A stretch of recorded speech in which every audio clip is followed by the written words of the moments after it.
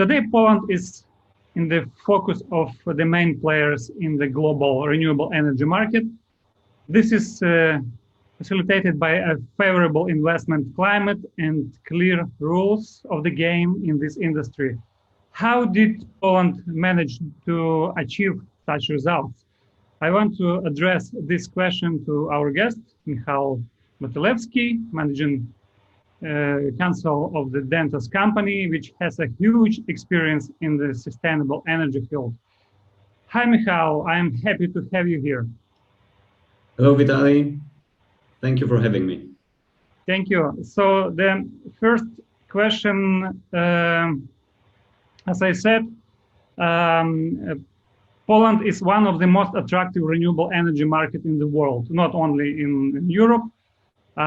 As the country finalized its 2040 energy policy, some of the world's biggest players in renewable energy are seeking to capture a share of the market.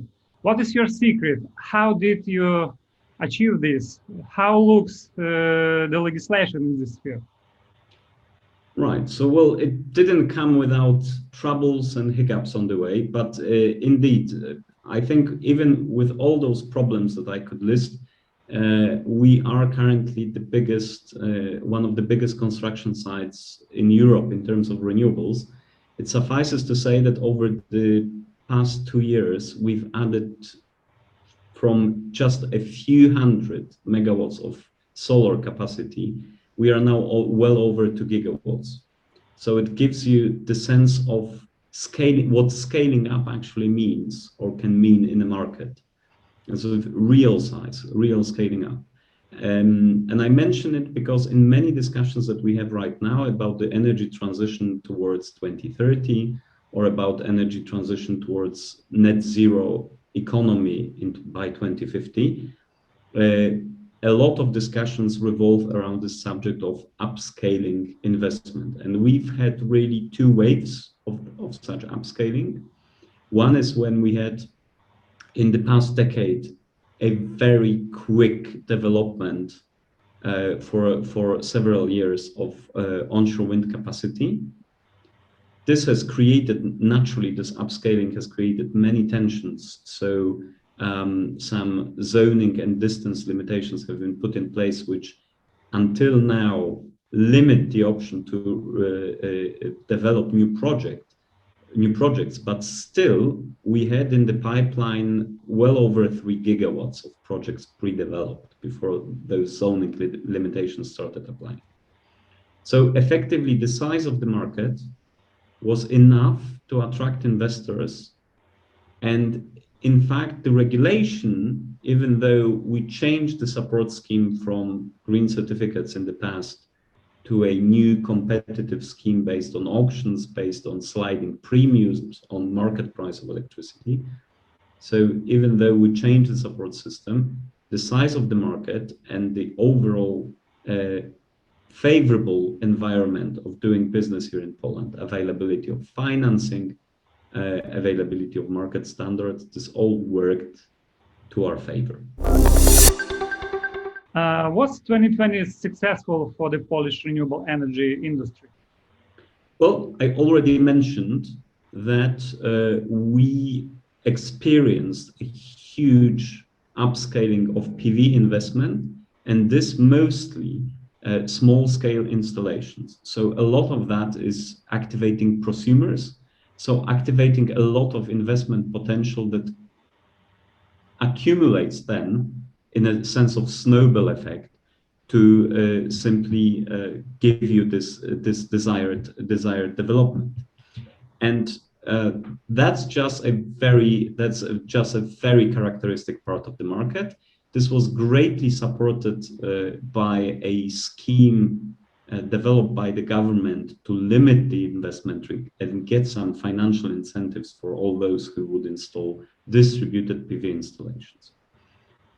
Second thing that I would mention is the overall success of the Polish auction scheme. So we had it fully going in 2018, organized first auctions into first large-scale auction program in 2018 with some pilot auctions taking place in the 2 years before that. 2019 again proved successful. In 2020, we had already major financings closing, including projects that Dentos worked on as legal advisor, helping finance one of the biggest currently constructed wind parks, onshore wind parks of 220 megawatts combined in northern part of Poland. So this all led also to a successful round of auctions in 2020 with one significant difference. For the first time, we've seen already a significant number of utility-scale PV installations competing successfully with onshore wind. So this shows you the progress on the market. This shows you also the great additional business opportunity that investors have identified on the market.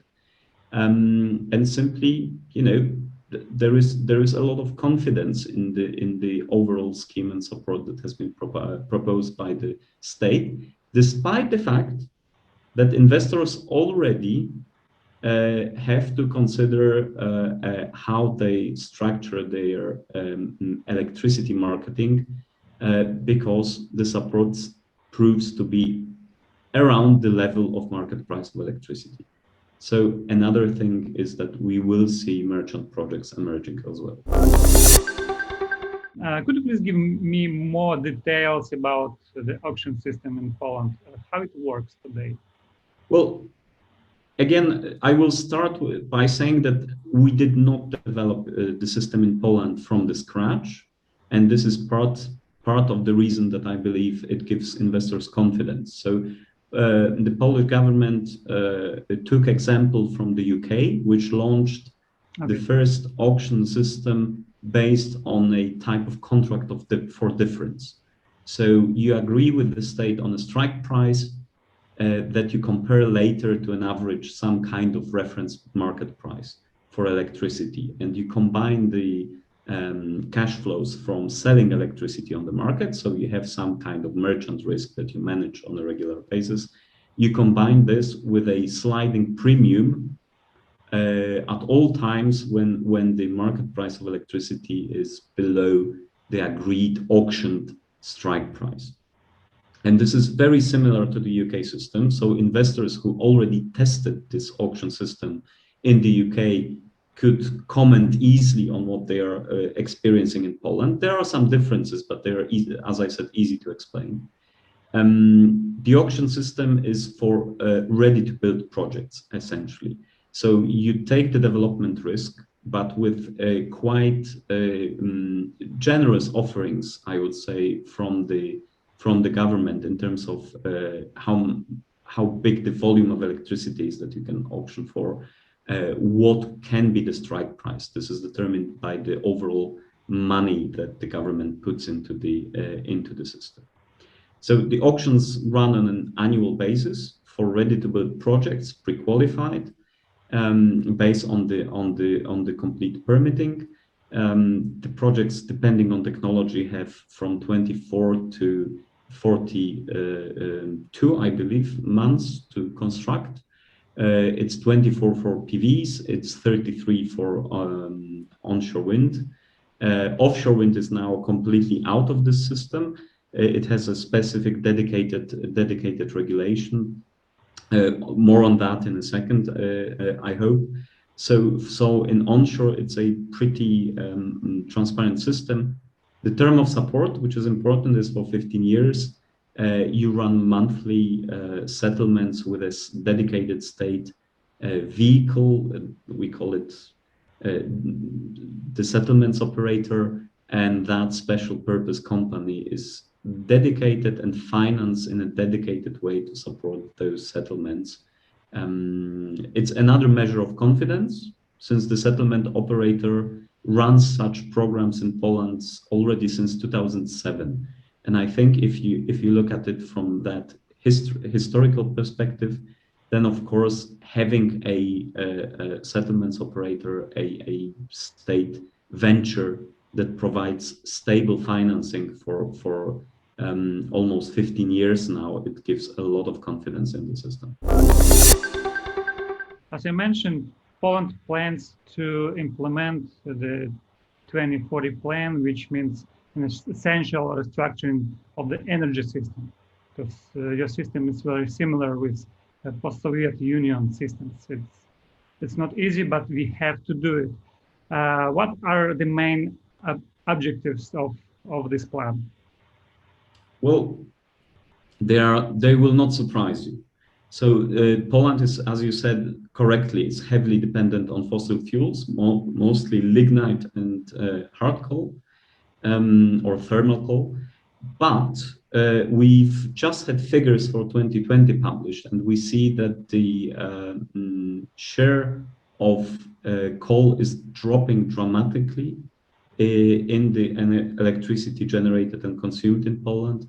So it came down over the past few years from well over 80%. Now, I think the latest figure is around 70%.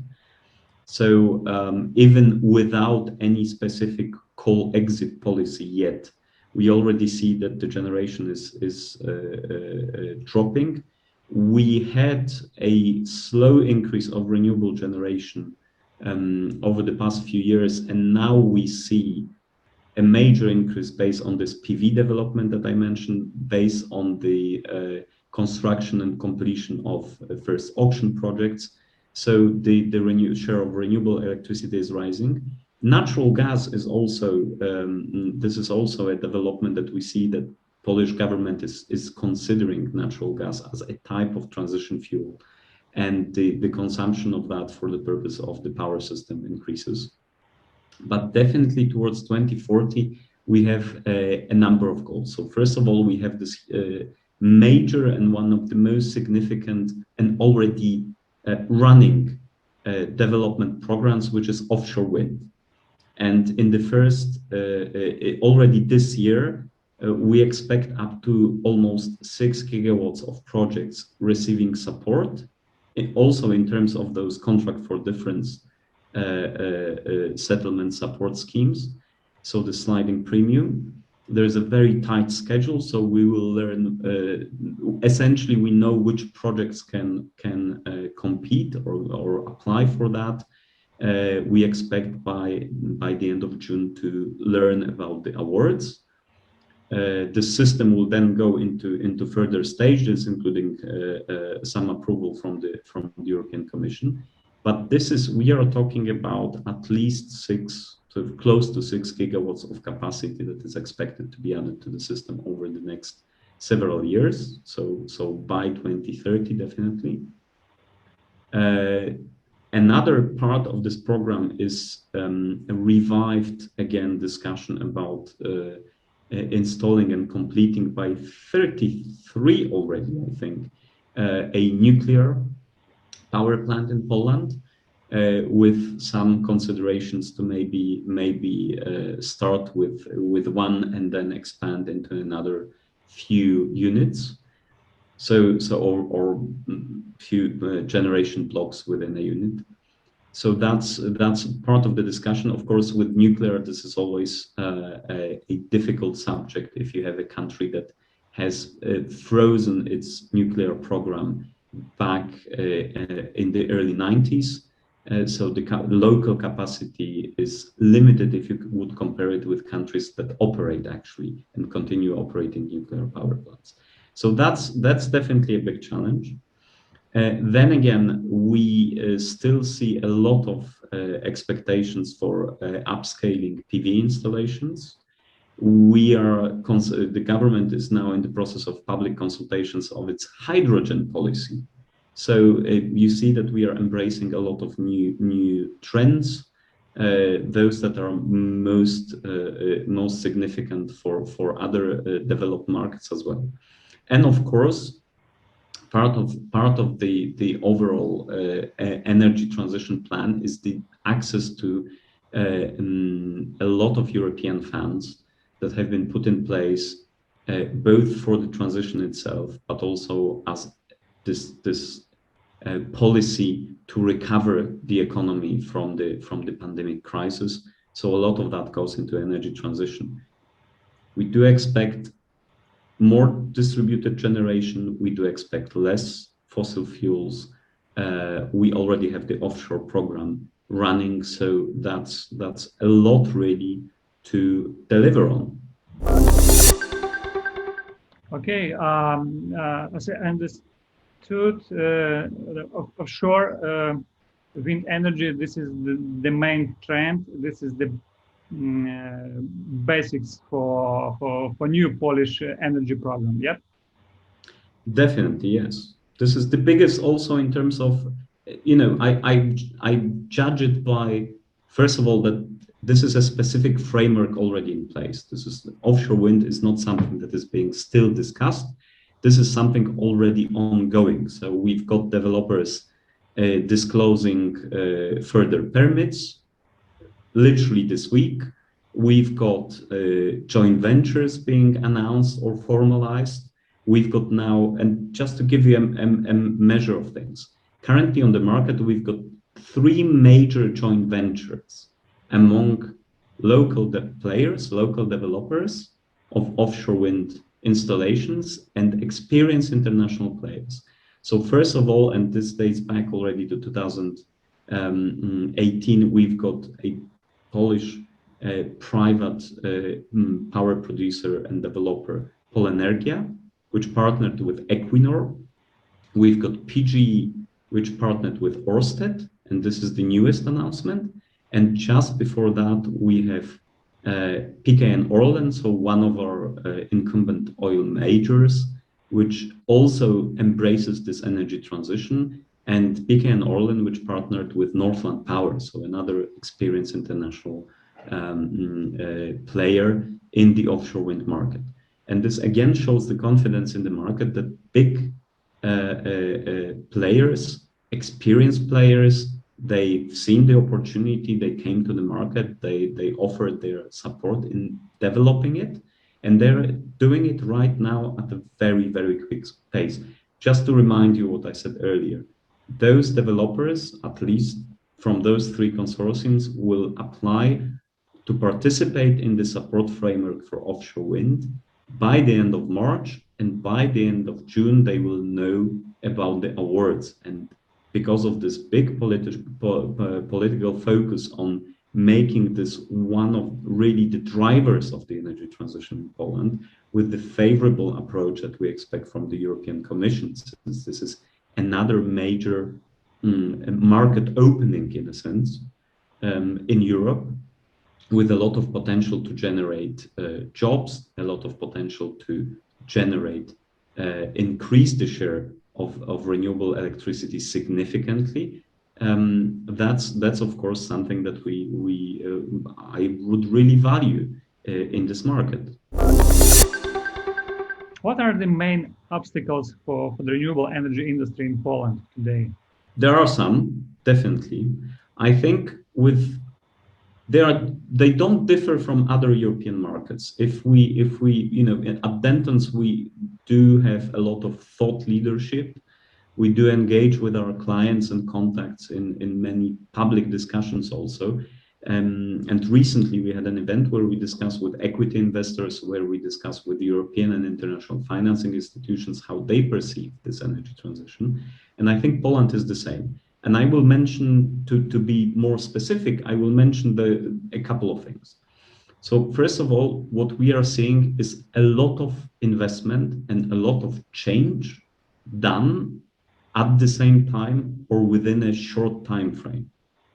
This means, well, this is what upscaling really stands for. You do a lot more over a specific time frame. So this creates a lot of challenges for the supply chain, for the administration to handle an increased amount of applications, to issue an increased amount of permits, or to simply deliver on supervision of all these technical aspects of those projects. So we definitely need to make sure that capacity to do all these things that we have planned, that the capacity is also there, that we support both the administration central administration, local administration, municipalities, that we support the creation of the value chain, whatever else is necessary beyond, those pure focused vision of a wind turbine or of a cable. There's a lot to do beyond that.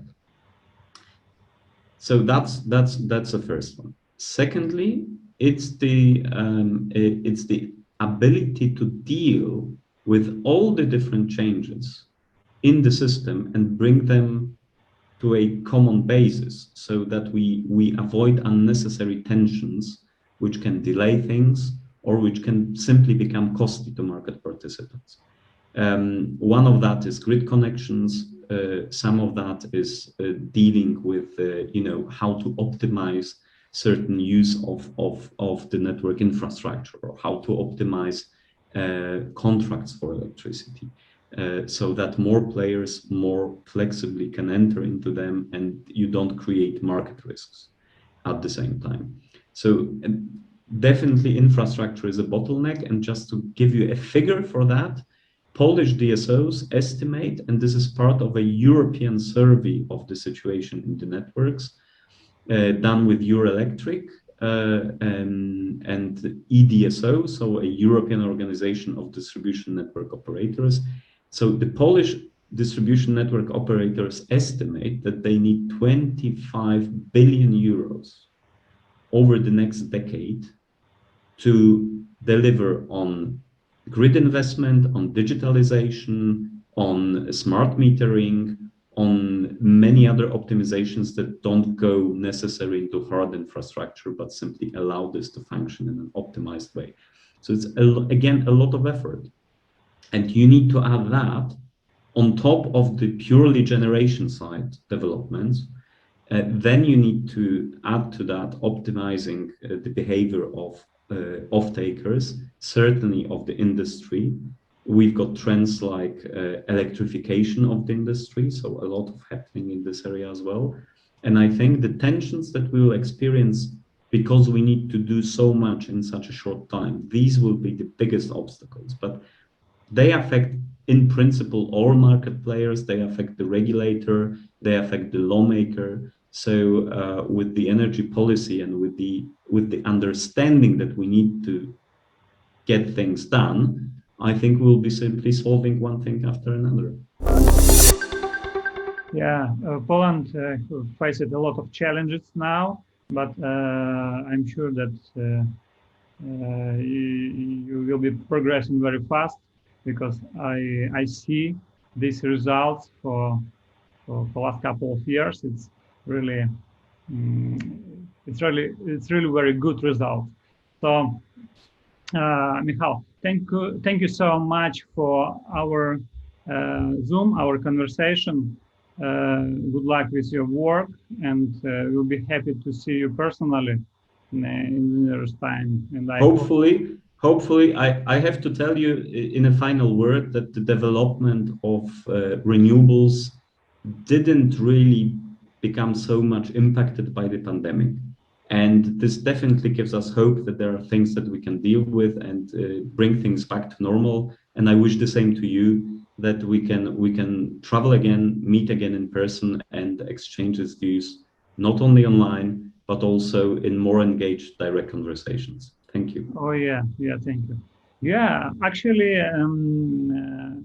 American government sure that renewable energy can become a main driver for economy here, to create new jobs, new taxpayers. So yeah, we are on the right way. Michał, thank you so much. Have a great evening. Stay safe, healthy, happy, and positive. And we'll be glad to speak with you again. Thank you so much for. Same to you. Thanks. Thanks. Take care. Bye bye.